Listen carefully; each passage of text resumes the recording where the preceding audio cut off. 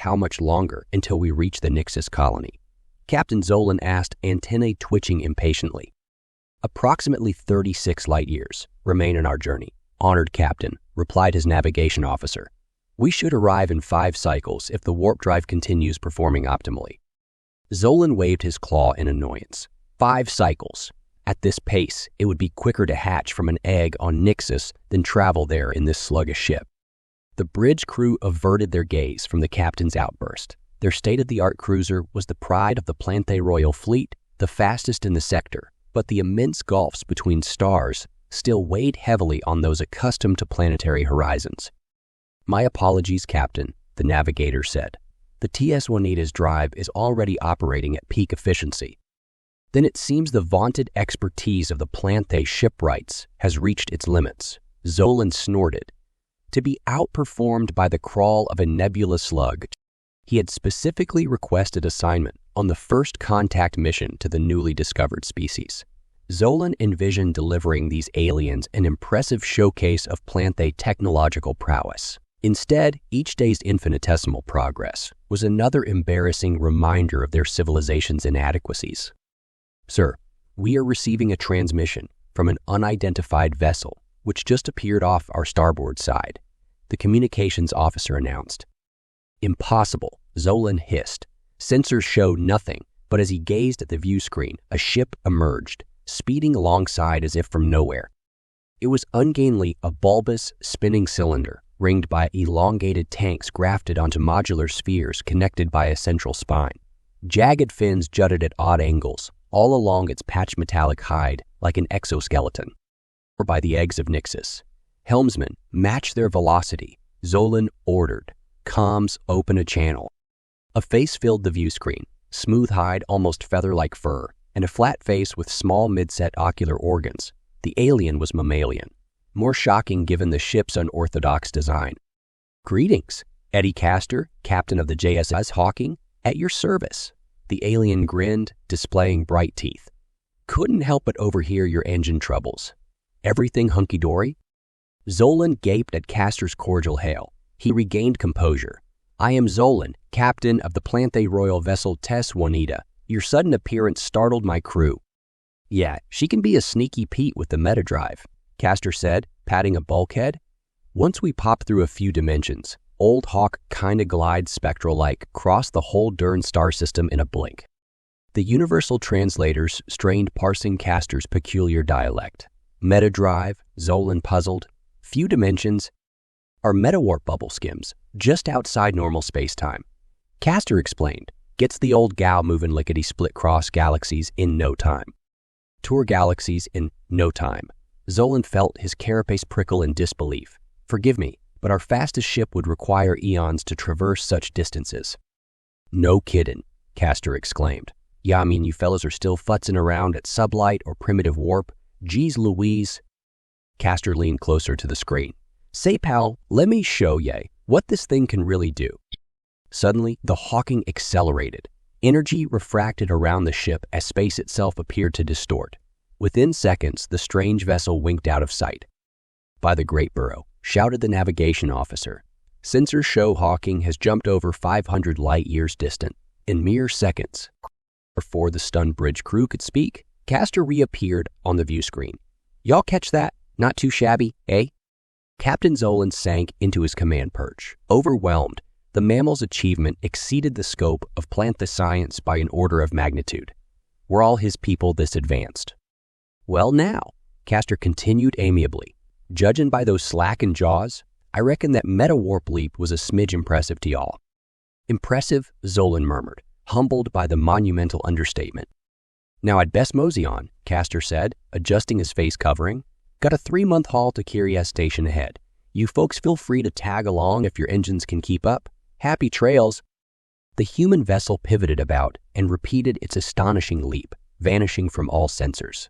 Zolan sat numbly until an alert interrupted his stupor. Sir, scanner indicates a large gravitational anomaly forming off our bow, warned the science officer. It appears to be a wormhole. The Hawking re-emerged, drifting just beyond an immense ruptured hole in space-time, edges swirling with chromatic energy. Look at that, Castor whooped. This baby'll save you a few million years. Jump on through to the Milky Way, compadres? Captain Zolan stared mutely at the wormhole. A gateway to another galaxy lay open before them, effortlessly summoned by this mammal. Well, tarnation. No need to just gawk and boil your brainstems, Castor drawled. I'll lead ya on in. The Hawking dove into the shimmering portal without hesitation. Zolan clacked his mandibles pensively before gesturing his crew forward. Helmsman, take us in, and brace for impact. The Waneda penetrated the wormhole threshold. A cascade of cosmic forces bombarded the ship instantly. The protective forces shields held, but overloads blew out the sensor grid, internal lighting, and gravity systems. The crew sat gripped in darkness, only lit sporadically by showers of exotic particles, until finally they emerged, engines smoking but intact, scanning an endless alien starfield. The Hawking awaited alongside, dwarfed by glittering unfamiliar masses. Welcome to Andromeda, partners. Castor saluted smartly. 600 million light-years from your home sweet home. Give or take a couple AU, known these parts simply as a neighbor. Care to stick around? Captain Zolan's shock had evolved into amazed delight. Endless possibility opened before them, ready to explore. What splendors might they uncover in this bizarre human's company? You continue astonishing us at every turn, Captain Castor. My people would be honored to accompany you. 3 Planthae cycles passed aboard the JS Hawking. In that time, Zolan's crew witnessed celestial marvels once unimaginable. Neutron stars, black holes, tristellar nebulas, and countless worlds ripe for survey. Each discovery only seemed to scratch the surface of the human's expansive knowledge. Captain Castor shepherded them with charm and patience, answering endless questions on his civilization, which was no less astounding in scope and history. But for all his congeniality, the human remained evasive regarding his ship's inner workings. His mammal name, they learned, was a jackrabbit. A small Earth creature the Hawking was apparently named for in cheeky irony. When the Hawking made an impromptu landing on an icy moon to harvest reaction mass, Zolan seized the chance. While Castor was occupied outside drilling through the methane crust, he convinced the guard to allow his science officer into the engine room for a brief inspection. The labyrinth of pumping apparatus and conduits around the central core almost defied comprehension. Even more so inside, columns of throbbing power alternators lined each level, controlled by an intricate lattice of shielded cabling towards the core. Intensity increased until the very air simmered with tangible energy.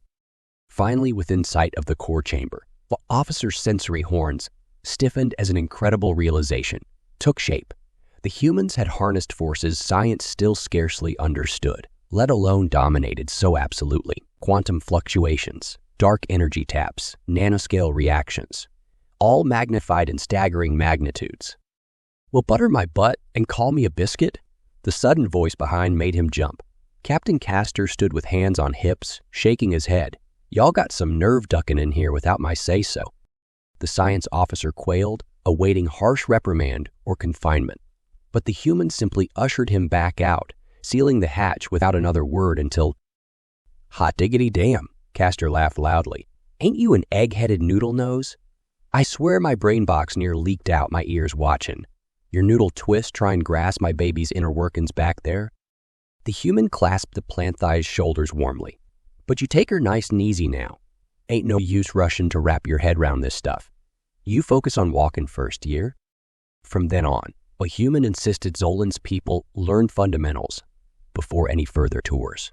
And so the Planthae returned through the wormhole with primitive warp drives, but heads full of extraordinary knowledge, seeds which soon blossomed into stunning new vistas for their civilization. Over years, the lessons bore fruit in leaps of progress. Planthae ships soon traversed nearby systems and discovered relics of elder civilizations, reverse engineering vaults of acquired technologies. Their capabilities grew enormously, even probing the basic principles underlying Hawking's warp bubble. When the JS Hawking returned years later, this time the crew joined Castor visiting his homeworld. Humanity warmly welcomed the junior race into the galactic community, and upon touring humanity's great ring shipyards, Zolan happily surrendered his captain's colors for the chance to walk at the feet of these people for a precious few cycles more.